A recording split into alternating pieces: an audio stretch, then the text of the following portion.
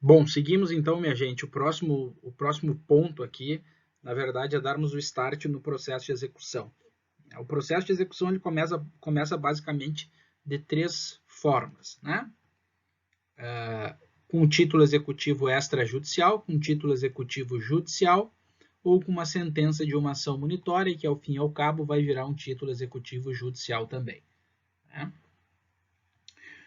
Lógico, nós não vamos ter como tratar dessas três formas procedimentais ao mesmo tempo, né? Então, a minha proposta é analisarmos primeiro o título executivo extrajudicial, depois o título executivo judicial, por fim, a ação monitória, né? Findo isso, nós vamos ver que o procedimento, os três procedimentos vão confluir para uma mesma etapa, né, procedimental, comum aos três, que é a penhora e avaliação de bens, né? E daí para frente a gente começa a falar dos atos de expropriação e depois das defesas do devedor, tá? Então, começando com o título executivo extrajudicial. Na verdade, aqui são dois grandes mundos que existem dentro do processo de execução, tá, minha gente? A execução fundada em título executivo judicial e a execução fundada em título executivo extrajudicial. São dois grandes mundos. Não dá para a gente querer intercambiar procedimentos ou aplicar fungibilidade entre procedimentos, porque é um erro grosseiro. Então, o primeiro ponto é nós entendermos como é que funciona o processo de execução fundado em título executivo extrajudicial. Como regra, nós precisaremos de uma petição inicial executiva, porque não existe um processo antecedente. O título é extrajudicial. Quando nós estivermos frente a um título executivo judicial, nós vamos elaborar um requerimento executivo, porque significa que nós temos um processo antecedente. A ação monitória é um rito especial, nós vamos falar dela mais adiante, né, mas ela vai acontecer sempre que nós tivermos um título executivo extrajudicial sem força executiva, né? Então vamos adiante. Petição inicial executiva. O que a gente precisa para darmos o start no processo de execução? A primeira coisa é o princípio da demanda. Nós precisamos romper com a inércia da jurisdição. Nós precisamos buscar o Poder Judiciário e romper a inércia da jurisdição através do protocolo da nossa petição inicial. Nós vimos que existe uma exceção ao princípio da demanda no âmbito da Justiça do Trabalho, né? A Justiça do Trabalho ela tem a prerrogativa de começar o processo sozinha. Mesmo após a reforma, fica um pouquinho mais restrita ao caso de execução de ofício, mas mesmo depois da reforma é possível a chamada execução de ofício, né? Nós vamos tratar aqui da execução para pagamento de quantia certa contra devedor solvente. Para isso, para começarmos, né, nós precisamos elaborar uma petição inicial, né? Petição inicial esta, lastreada, fundada em título executivo extrajudicial, que está lá no artigo 784 do CPC, todos os títulos executivos extrajudiciais. Ok? Seguimos adiante. O que a gente precisa para elaborar uma petição inicial executiva? A petição inicial executiva ela tem requisitos especiais, requisitos que são próprios, específicos, e tem os requisitos gerais, né, que são comuns ao processo de conhecimento. Então, o que a gente precisa aqui? Primeira coisa, ao propor a execução, está dizendo 798, incumbe ao exequente instruir a petição inicial com, vamos lá, o título executivo extrajudicial.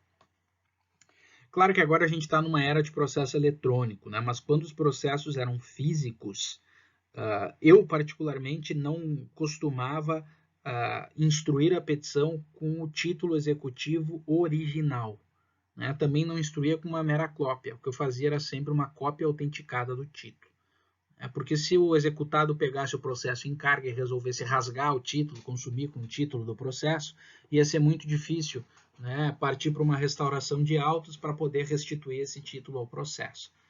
Estejam preparados, processo de execução envolve grana, né, via de regra, e num processo que envolve grana, tudo pode acontecer. Então, se for o processo físico, recomendo cópia autenticada do título. Agora, no processo eletrônico, né, fica mais fácil, o advogado mesmo pode autenticar a cópia, né, declarando ser autêntica sob as penas da lei. Então, esse é um primeiro requisito, instruir a petição inicial com o título executivo. O demonstrativo do débito atualizado até a data da propositura da ação quando se tratar de execução por quantia certa.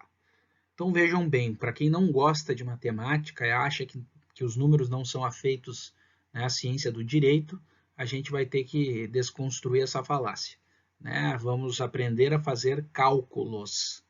A nossa próxima aula vai ter esse objetivo. Até eu estou pensando em fazer um encontro geral da galera, aí talvez na sexta-feira, através do Zoom, para a gente aprender a fazer aprender a fazer demonstrativo de débito atualizado, aprender a fazer o cálculo.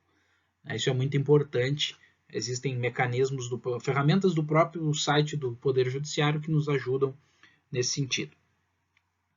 Prova de que se verificou a condição ou o termo, se for o caso. Qual é a prova de que se verificou a condição ou o termo? Condição ou termo são elementos lá do direito civil, né? Condição, evento futuro e incerto que dá início aos efeitos do negócio jurídico ou torna exigível determinada obrigação. Eu tenho que provar que aquela condição, aquele evento futuro e incerto que estava previsto na obrigação, se implementou. Ou ainda o termo, O termo, via de regra, é uma data estipulada para o cumprimento da obrigação. Aqui nós estamos tomando como exemplo a execução fundada em título executivo extrajudicial por quantia certa contra devedor solvente.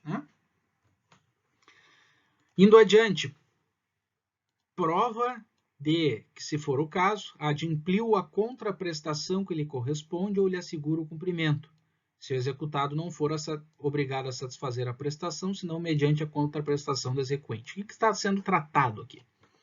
Lá na disciplina da Teoria Geral dos Contratos, vocês estudam a chamada exceção do contrato não cumprido. O que significa isso? Exceção é sempre sinônimo de defesa. Então, exceção do contrato não cumprido é uma defesa que tem a parte contratante ou contratada de alegar que não lhe foi adimplida a contraprestação correspondente, no caso de prestações bilaterais, correlatas, sinalagmáticas. Acho que vocês lembram disso lá de Teoria Geral dos Contratos. Se não lembram, vejam como é importante. Então, para que eu possa executar um contrato, um instrumento particular subscrito por duas testemunhas, eu tenho que provar que eu cumpri com a minha parte no contrato, sob pena de me sujeitar à chamada exceção do contrato não cumprido, que é matéria de defesa do devedor. Nós vamos ver lá depois nos embargos do devedor. O devedor pode alegar isso, que o credor não adimpliu a sua contraprestação que lhe corresponde e lhe assegura o cumprimento. Aí percebam que aqui, ainda nesse dispositivo, a linha D tem uma vírgula. Aqui, se o executado não for obrigado a satisfazer a sua prestação, senão mediante a contraprestação do exequente. Quando é que o executado é obrigado a satisfazer a prestação, mesmo sem o exequente comprovar a sua contraprestação? Na disciplina da Teoria Geral dos Contratos, existe uma cláusula denominada... O nome da cláusula é pague depois reclame. No latim significa solve et repete. Então, pague e depois reclame. Os contratos eles podem conter cláusulas dessa perspectiva, chamada cláusula solve et repete. Pague e depois reclame. Então, nesse sentido, o devedor não teria prerrogativa de alegar que o credor não adimpliu a sua contraprestação se ele tiver obrigado a cumprir a dele mesmo sem esse adimplemento. Cumpra a sua parte e depois reclame que eu não cumpri a minha. Em tese seria isso. Vocês devem lembrar desse ponto da matéria lá da disciplina de Teoria Geral dos Contratos. Eventualmente, se não lembrarem, me acusem aí no WhatsApp ou mesmo nos fóruns do Moodle para que a gente possa aclarar esse ponto da nossa matéria que é importante. Ainda, incumbe ao exequente indicar a espécie de execução de sua preferência quando, por mais de um modo, puder ser realizada. Exemplo, a execução de alimentos ela pode ser realizada através do rito da prisão civil, através do rito da expropriação de bens, através do rito do desconto em folha. Só com relação a essa espécie de execução nós temos vários modos. Então, a isso que está se referindo é o nosso código, é requisito da petição inicial. Nome completo do exequente, do executado, seus números de inscrição nos cadastros de pessoa física ou no Cadastro Nacional de Pessoa Jurídica, CNPJ. Bah, professor, isso aqui é óbvio, né? Tem que botar o nome completo do exequente, do executado, CPF e CNPJ. Mas sabe por que você não pode errar isso aqui? Sobretudo o CNPJ e o CPF. Quando você for pedir a penhora online nos autos do processo, bloqueio, bacen-jute, bloqueio de quantias, né, em conta corrente, se você esqueceu o CPF da parte, digitou errado ou coisa que o valha, o juiz vai dar um despacho do processo. Ele vai dizer: intime-se o exequente para que indique o número do cadastro de pessoa física do executado. Quando o juiz dá essa decisão, expede uma nota de expediente, né, o advogado do devedor é notificado, ele é intimado. Né? O que o devedor vai fazer nesse momento? Ele vai ficar esperando a penhora online ou ele vai tirar a grana da conta o quanto antes? Ele vai ficar esperando a constrição de bens ou ele vai vender tudo que ele tem, né, enquanto há tempo? Então a gente tem que tomar esse cuidado. Nome completo do exequente, do executado, CPF do exequente, CPF do executado, CNPJ, quando for o caso. Acessa a certidão lá da Receita Federal, vamos ver se o CPF está regular, né, se o camarada não está omitindo declarações à Receita Federal. O mesmo, vamos dizer, do CNPJ, se ele está prestando as devidas declarações à Receita, ao Fisco. Né? A gente tem que estar ligado nisso aí. Processo civil, processo de execução, envolve grana. Né? É a briga de quem quer pagar contra quem... Ou melhor, a briga de quem quer receber contra quem não quer pagar. Né? Então, muito cuidado.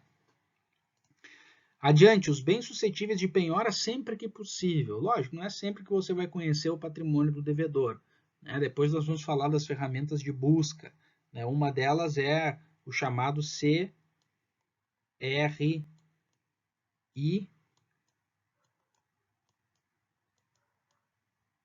RS. Coloquem isso no Google que vocês já vão encontrar uma ferramenta, um canal de busca de patrimônios do devedor. Através do simples CPF você encontra bens imóveis passíveis de penhora. Né? Também nós temos a possibilidade de pedir lá, já no curso do processo, né, as declarações de imposto de renda, fazer buscas no Detran sempre que possível, né, tentar buscar automóveis em nome do devedor, imóveis, né, depois ativos em conta corrente, etc. Quanto ao demonstrativo do débito atualizado, diz o parágrafo único que ele deve conter, primeiro, o índice de correção monetária adotado. Vejam como é importante você ter um bom título. Se você tem um contrato meia-boca que tem um índice de correção monetária que não faz o ajuste do valor, você pode ter prejuízo nesse momento. Por exemplo, você adotou o IGPE. Né? O IGPM é o Índice Geral de Preços ao Mercado. Né? Você pode ter meses em que o IGPM é negativo, é deflacionário. E se no seu título, no seu contrato, você não vinculou ao índice positivo do IGPM, só colocou simplesmente o IGPM, vai se aplicar o índice positivo e o índice negativo. Né? Então, ao invés de corrigir o valor vai deflacionar. Por isso que a gente tem que saber escolher bem o índice de correção monetária, viu, gente? IGPM, INPC, IPCA, Selic, qual é o índice que a gente vai adotar? Taxa de juros, né, aplicada, também tem que estar indicado no cálculo, termo inicial e termo final de incidência do índice de correção monetária da taxa de juros utilizados. Os juros, via de regra, contam da mora, viu? 397 e 398 do Código Civil. Né? Quando é que começa a contar a mora? A mora acontece de pleno direito quando nós temos um termo. Do contrário, a gente precisa de interpelação do devedor. Essa interpelação, ela via de regra vai se dar no momento da citação no processo de execução. Periodicidade da capitalização dos juros, quando for o caso, e especificação de desconto obrigatório realizado também, no caso de retenção de imposto, coisa assim, né? Então, esses são os requisitos do demonstrativo de débito. A grande maioria dos programas que são disponibilizados para a realização de cálculos já tem essas informações todas no memorial descritivo do cálculo. Mas esses não são os únicos requisitos da petição inicial. 799 ainda diz, incumbe ainda o exequente, olha quanta coisa. Requerer a intimação do credor pignoratício, hipotecário, anticrético ou fiduciário, quando a penhora recair sobre bens gravados por penhor, hipoteca, anticrese ou alienação fiduciária. Quem são credores pignoratícios? Os credores pignoratícios são aqueles pequenos credores que não têm garantia. A gente conhece lá na disciplina de falência, recuperação judicial, os credores quirografários. Quirógrafos vêm de papéis. Aqueles que têm papéis que garantem, título que garantem. Credores pignoratícios vêm de pigmeus, de pequeninos, que não têm garantia alguma. Aliás, o Código Civil faz uma importante consideração em relação aos credores pignoratícios. Coisas que essas aulas mediadas por tecnologia nos possibilitam. Vocês podem pausar o vídeo agora e olhar, dar uma espiadinha no artigo 1467 do Código Civil, que está falando dos credores pignoratícios, são aqueles que têm determinado bem como garantia, tem os bens gravados por penhor, não tem papéis, não tem quirógrafos, mas tem garantia de pequenos pertences do devedor, 1467, e depois vocês espiam no CPC, o procedimento relativo à homologação do penhor legal. Então isso que envolve intimação do credor pignoratício, credor hipotecário, no caso de hipoteca, imóvel dado como garantia, credor anticrético ou fiduciário, quando a penhora recair sobre bens gravados por penhor, hipoteca, anticrese ou alienação fiduciária. Por exemplo, você penhora o automóvel do devedor que está financiado no banco BV Financeira. O que a BV Financeira é nessa situação? Ela é credora fiduciária. Então você tem que pedir, na sua petição inicial, a intimação da BV Financeira para que ela diga nos autos do processo qual é o percentual já pago pelo bem, o quanto desse bem pertence ao devedor e o quanto pertence ao credor fiduciário.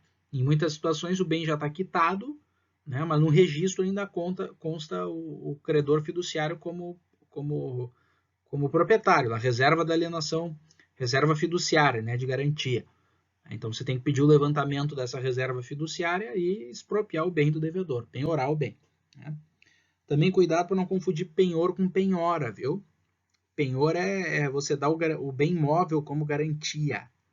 A penhora é constrição patrimonial que antecede a expropriação. Tanto pode ser em relação a bem móvel como bem imóvel, tá? Que mais? Você tem que pedir ainda a intimação do titular de usufruto, do uso ou habitação, quando a penhora recair sobre bem gravado por usufruto ou habitação. Intimar o usufrutuário também é importante. Requerer a intimação do promitente comprador quando a penhora recair sobre o bem em relação ao qual haja promessa de compra e venda registrada. Para também o promitente comprador dizer qual é o percentual que ele já pagou sobre o bem, quanto pertence ao credor, quanto pertence ao promitente comprador e quanto pertence ao alienante, ao camarada que estava pretendendo vender esse bem. Requerer a intimação do promitente vendedor quando a penhora recair sobre direito aquisitivo derivado de promessa de compra e venda registrada. Então, promitente comprador e promitente vendedor também precisa ser intimado. Requerer a intimação do superficiário enfiteuta ou concessionário, em casos de direito de superfície, enfiteus e concessão de uso especial para fins de moradia ou concessão de direito real de uso, quando a penhora recair sobre o bem submetido ao regime de superfície, enfiteuse ou concessão. Sobre a enfiteuse nós conversamos já nas nossas últimas aulas presenciais, quando a gente falou sobre o resgate do foro ou laudêmio. Não sei se lembram disso. Então, são espécies de direitos reais, o regime de superfície, de enfiteuse ou ainda o regime de concessão. Requerer a intimação do proprietário de terreno sob esse regime, quando a penhora recair sobre direitos do superficiário, enfiteuta ou do concessionário. Pode recair sobre o imóvel, propriamente dito, vejam aqui as diferenças. Pode recair sobre o imóvel ou pode recair sobre direitos do superficiário. Por fim, Requerer a intimação da sociedade, não confundam a sociedade com o sócio, cuidado. Né? Pessoa física, pessoa física, pessoa jurídica, pessoa jurídica. Requerer a intimação da sociedade no caso de penhora de cota social ou de ação de sociedade anônima fechada. Né? Depois nós vamos falar mais adiante do 876, parágrafo 7º. Pleitear, se for o caso, medidas urgentes. Medidas de arresto, de sequestro de bens, medidas de indisponibilidade por risco de fraude à execução. Né? Sobretudo, o camarada anunciou todo o seu patrimônio à venda. Né? Qual é a medida que você tem que tomar para ontem? Tornar todo esse patrimônio indisponível, evitar que ele seja alienado e que você fique sem nada no processo de execução. Proceder a averbação em registro público do ato de propositura da execução e dos atos de constrição realizados para conhecimento de terceiros. Mais adiante nós vamos falar também desse procedimento, está lá no 828, né, que se dá o nome de averbação premonitória, que é fundamental para a eficácia do processo de execução, sem a qual não vai adiantar nada tudo que a gente estudar esse semestre. Também requerer a intimação do titular da construção base, bem como, se for o caso, titular das lajes anteriores, quando a penhora recair sobre o direito real de laje. Veja bem, o direito civil se reinventou e o direito de laje virou um direito real. Aqui você tem que requerer a intimação do titular da construção base, quer dizer, sobre onde, o dono de onde foi erguida a laje. E também o titular das lajes, né? Direito Real de Laje, professora Roberta, tenho absoluta certeza, tratou disso com vocês lá na disciplina de Direito das Coisas, né?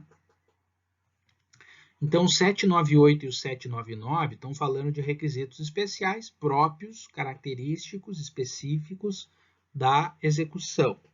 Além destes, nós temos que observar os requisitos gerais da petição inicial, que também se aplicam à petição inicial executiva, ou seja, estão lá no 319 e 320. O juízo a que é dirigida, os nomes, os prenomes. Olha aqui só uma coisa muito interessante, o estado civil. Né? Por que você tem que indicar o estado civil? A existência de união estável. Né? Primeiro, o estado civil é fundamental porque, a depender do regime de bens, você pode executar o cônjuge do devedor. Né? Como diz o nosso ministro Sérgio Moro, o cônjuge. Entra o cônjuge do devedor nesse rolo todo aqui do Estado Civil, né? Dependendo do regime de bens, lógico. O regime da comunhão parcial, você tem que ver quando foi contraída a obrigação. O regime da comunhão universal, está todo mundo junto, né? No crédito e no débito, sendo credor ou devedor. Né? A existência de união estável, a mesma coisa. A profissão do devedor. Por que você tem que saber a profissão do devedor? Hein? O que implica? O que isso tem a ver com o processo de execução? Vamos supor que o devedor ele é um oficial da Marinha. Ele está embarcado em um navio em alto mar, você precisa citar ele no processo de execução. O que você vai fazer nessa situação? Você precisa requisitar a citação do devedor ao seu superior hierárquico, sob pena de você não conseguir citar nunca o cara. Você vai fazer o quê? Mandar o oficial de justiça de helicóptero, né? Largar o mandado dentro do navio em alto mar. Não tem como, né? Então, a profissão do devedor é importante, sobretudo nos casos de serviço público, né, municipal, estadual ou da União. Número de inscrição no cadastro de pessoa física ou pessoa jurídica, já falamos o porquê disso. Endereço eletrônico, foi uma exigência do CPC pela virtude do processo eletrônico. Né? Não significa que você... Não é cogente isso, eu tenho visto juízes serem tolerantes quando da ausência, você declara que não conhece ou que o camarada não tem. Né? Tem pessoas que não têm e-mail, né? Tá um pouquinho fora da nossa realidade, mas existem. Né? O domicílio e a residência do autor e do réu. Né? Lembrem-se que domicílio e residência não é a mesma coisa. Né? Vocês devem ter estudado isso lá no primeiro semestre, nem lembram mais. Né? Domicílio eu posso ter mais de um, residência é onde eu tenho o ânimo de permanecer. Fatos e fundamentos jurídicos do pedido, também está aqui como requisito da inicial. Quais são os seus fatos no processo de execução? Hein? Título executivo extrajudicial, você precisa contar a história da carochinha para o juiz? Lógico que não. Aqui, quanto menos você fala, melhor. Menor a chance do devedor conseguir se defender. né? Sou credor do valor de tanto porque figuro como credor nesse título. O devedor não pagou, preciso do Poder Judiciário para exigir coercitivamente. Ponto final. Né? O seu fato aqui é 2 linhas, 3 linhas, no máximo. Né? Fundamentos jurídicos do pedido. Né? Você vai discorrer sobre o título, sobre a sua natureza executiva, né? 783, 784, título extrajudicial, 515 se tratando do título judicial, né? Lá no requerimento executivo, que não é petição inicial, cuidado. Né? Na verdade, aqui, fundamentos jurídicos do pedido é basicamente 783, 784. Né? O pedido com as suas especificações. Quais são os pedidos? Que o camarada, depois nós vamos falar mais adiante disso, mas que o camarada seja citado para pagar em 3 dias sob pena de penhora e avaliação de bens. Essa é a base do pedido no processo de execução. Depois a gente vai ver o fundamento disso. Valor da causa, né, que corresponde ao valor do cálculo que você fez, naturalmente. As provas com que o autor pretende demonstrar a verdade dos fatos alegados. Prova pericial, documental, a regra do processo de execução é prova documental, né? Pode ter perícia também, ou coisa assim. A opção do autor pela realização ou não de audiência de conciliação ou de mediação. Isso também deve constar da petição inicial executiva, tá? Aí a grande pergunta é, vale a pena você fazer um acordo com o devedor, né, para tentar conciliar ou mediar? Eu diria que vale, desde que você não abra mão das suas garantias. O que eu quero dizer com isso? Você tem que cuidar, porque o devedor, quando está fazendo um acordo com você, ele pode estar fazendo isso para se desfazer do seu patrimônio e não pagar ninguém. Né? Então, é possível fazer uma conciliação, uma mediação para pôr fim ao processo? Sim, é possível. Né? A gente tem que cuidar para não perder garantias. Vincule um bem imóvel do devedor, que poderia ser objeto de penhora, né, como garantia da execução. Né? Caso não disponha das informações previstas, o autor poderá, na petição inicial, requerer o juiz as diligências necessárias à sua obtenção. Olha aqui o princípio da cooperação, de novo, né? Já falamos sobre ele. Petição inicial não será indeferida se, a despeito da falta de informações a que se refere o inciso 2, for possível a situação do réu. Né? Aqui que eu digo que às vezes os juízes são bastante tolerantes. Você não tem o e-mail do cara, endereço eletrônico, né? Não vai inviabilizar a citação do devedor, então toca para frente. E ainda a petição inicial será instruída com os documentos indispensáveis à propositura da ação. O artigo 842 está nos falando sobre a importância da intimação do cônjuge, né?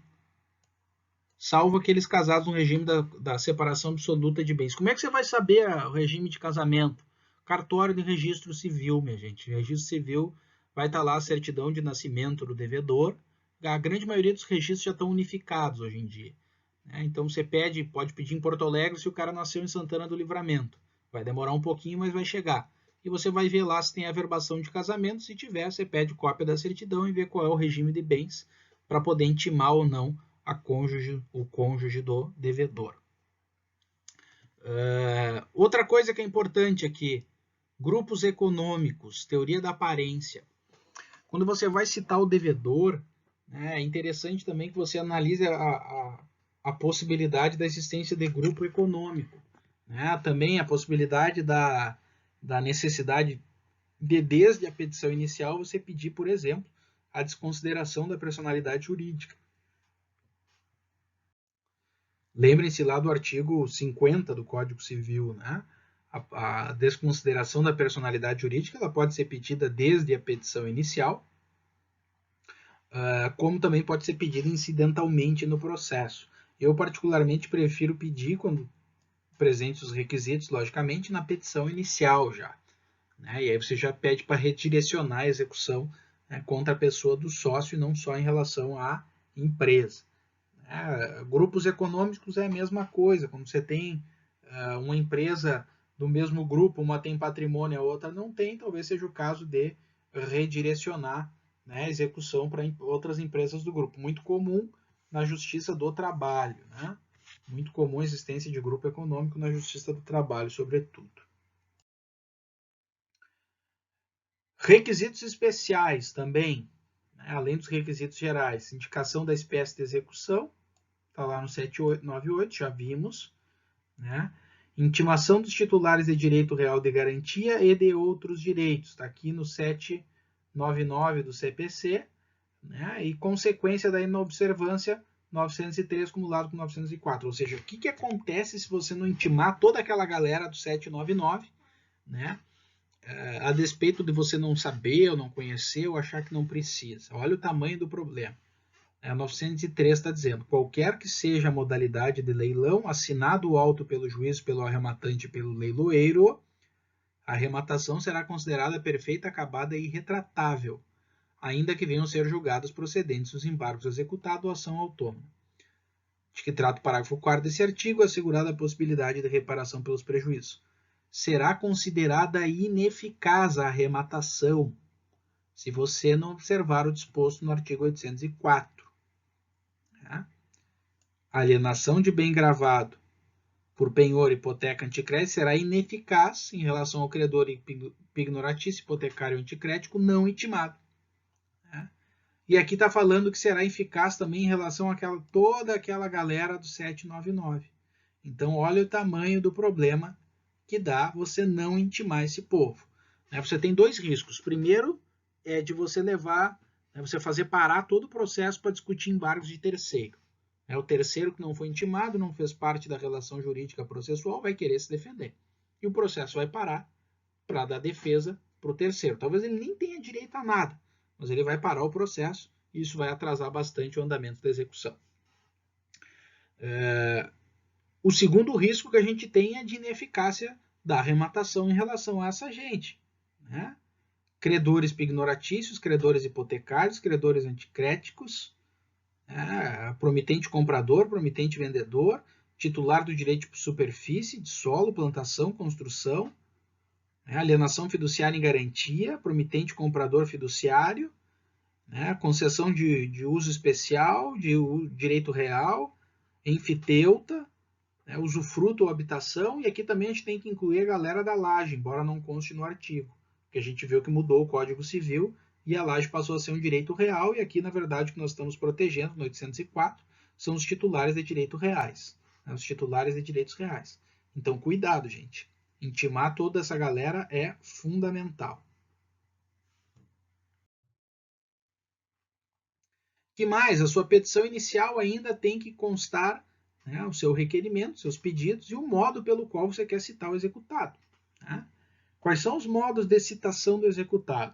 Ele pode ser citado pelo correio, por oficial de justiça, pelo escrivão ou pelo chefe de secretaria, se o camarada cometer o devaneio de comparecer em cartório para ver que existe um processo ajuizado contra ele. Às vezes acontece disso.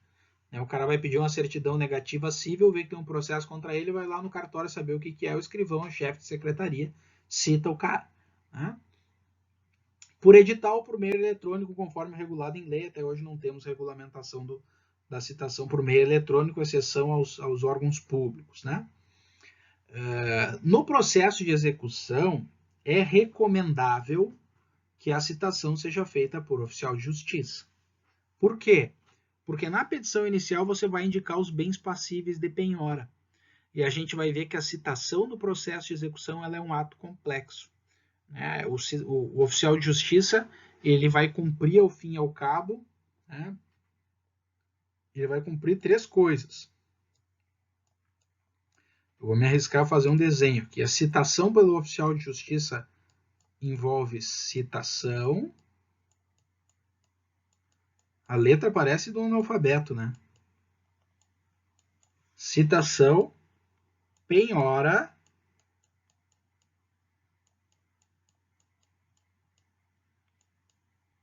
e avaliação. O oficial de justiça ele vai fazer essas 3 coisas. Então não é que não dê para citar o devedor por carta. Você só vai fazer isso quando? Quando você não sabe quais são os bens que ele tem para penhora. Quando você sabe quais são os bens que ele tem para alcançar a penhora, use a citação para o oficial de justiça, porque o oficial de justiça vai citar o devedor, vai dar conhecimento da existência do processo, vai penhorar bens e avaliar bens do devedor. A citação no processo de execução ela é um ato complexo. Portanto, duas súmulas são importantes aqui em relação a essa etapa. A primeira delas, o executado citado por edital ou por hora certa. Citação por hora certa tem suas mazelas. A gente já vai ver o seguinte, a seguir. O executado citado por edital ou por hora certa permanecer revel, será nomeado curador especial com legitimidade para interpor embargos, para apresentar embargos. O cara é revel ou foi citado por edital, ou melhor, citado por edital, não significa que seja revel, né? Porque revelia ela não é própria do processo de execução. A gente tem que tomar esse cuidado, de estar acostumado no processo de conhecimento. Não se defendeu, né? É revel. O que é a revelia? Presunção de fatos. Presunção de que os fatos narrados contra o réu são verídicos. Né? O processo de execução, nós vimos que a lógica é inversa. Né? A palestra do professor Araquém de Assis, que eu indiquei para vocês, também falou disso. Né? No processo de execução, você tem o direito que é transformar em fatos. Você não vai narrar fatos para o juiz. Por isso que não tem presunção de veracidade de fato algum. O que é fundamento aqui da sua petição inicial é o título. Né? Então você tem o direito, você não tem fato. Por isso não tem revelia. Acabei falando revelia aqui porque é uma das causas de citação por edital. É o revel. O cara citado por edital por hora certa, ele tem que ter um curador especial que vai apresentar embargos. Na verdade, esse curador especial é uma defesa técnica, né? Porque o contraditório e a ampla defesa estão aí para todos, você sendo citado ou não por edital. É uma defesa técnica que vai aferir os pressupostos processuais, elementos extrínsecos, intrínsecos, tudo aquilo que já vimos. E ponto final. Né? E vai fazer uma defesa genérica, né? Vai refutar genericamente o seu título, a sua pretensão executiva. Com relação à citação por hora certa, cuidado com o artigo 254. Quando é que vai acontecer a citação por hora certa? Quando você tiver suspeita, fundada suspeita, de que o devedor está se ocultando. Você pede ao juiz, o juiz autoriza que seja feita a citação por hora certa, ou seja, o oficial de justiça vai comparecer ao domicílio do devedor, marcando hora para citá-lo. Caso ele não compareça ou não se faça comparecer por procurador, é realizada a citação por hora certa, é lavrado um termo de ocorrência. E depois desse termo de ocorrência, que vai para os autos com a juntada do mandado de citação por hora certa, o escrivão, vejam o que está dizendo 254, o escrivão ou chefe de secretaria enviará o réu, executado ou interessado, no prazo de 10 dias contado da data da juntada do mandado aos autos, carta, telegrama ou correspondência eletrônica dando de tudo ciência. Eu, particularmente, pouco vejo isso acontecer. Escrivão ou chefe de secretaria mandar para o réu carta, telegrama ou correspondência eletrônica. O CPC de 73 falava em radiograma, dando-lhe de tudo ciência. Não vejo isso acontecer e isso é causa de nulidade da citação. Então, muita atenção a essa comunicação do artigo 254 do CPC. Se não comunicar o devedor 10 dias depois, contados da data da juntada do mandado aos autos, nós estamos frente a uma nulidade do processo de execução. Da citação para frente é tudo nulo, penhora, tudo que se fizer dali para frente é nulo de pleno direito. Então, muito cuidado, minha gente. Também, indicação de bens passíveis de constrição, de penhora, isso tem que constar na nossa petição inicial, tá? Quais são os bens que nós vamos penhorar? O artigo 835 do CPC nos dá uma ordem preferencial. Nós já lemos em aula o artigo 835, está aqui. Né? Cuidado, porque essa ordem ela é preferencial, observará preferencialmente, não é uma ordem absoluta, tá? Então a gente tem que seguir essa ordem do artigo 835, também quando formos indicar bens passíveis de penhora, né, reiterando que não há necessidade de ser uma penhora, aliás, uma indicação em caráter absoluto. Né? Ativos financeiros também podem ser objeto de penhora. O que são ativos financeiros? Grana. 854. Para possibilitar a penhora de dinheiro em depósito ou aplicação financeira, o juiz, a requerimento do exequente, sem dar ciência prévia do ato ao executado. Eu costumo colocar isso em letras garrafais nas minhas petições, quando eu faço pedindo penhora online, né? Porque sempre tem juiz que, enfim, dá um indicativo de que vai realizar a penhora online. Você olha a movimentação do processo, está lá, local dos autos, basta em injúria. Bom, é óbvio que o executado vai olhar o local dos autos quando ele consultar o processo, né? Depois de elaborada a petição inicial, no caso de penhora incidental, né? Ele vai olhar o local dos autos, basta em injúria, o que ele vai fazer? Vai tirar o dinheiro da conta. Né? Se o juiz dá qualquer indicativo de que ele vai fazer isso, ele tira o fator surpresa do devedor e frustra a tentativa de penhora online de ativos financeiros. Né?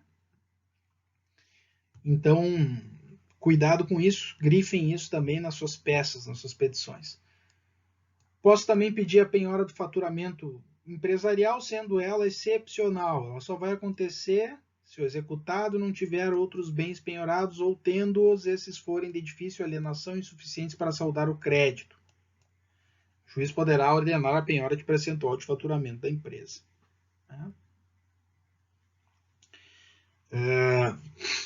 Também, você pode pedir o benefício da gratuidade de justiça, né, como credor. O nosso Tribunal de Justiça confere essa prerrogativa aos credores que ganharem até o limite de 5 salários mínimos.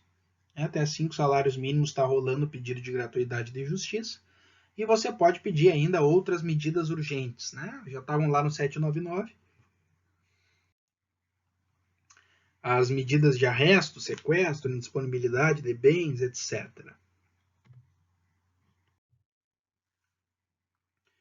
Bom, seguindo a lógica de não deixar os nossos vídeos muito extensos, e nós já estamos indo de novo para 45 minutos, eu vou interromper a exposição aqui e a gente continua na próxima falando sobre os efeitos da propositura da ação executiva.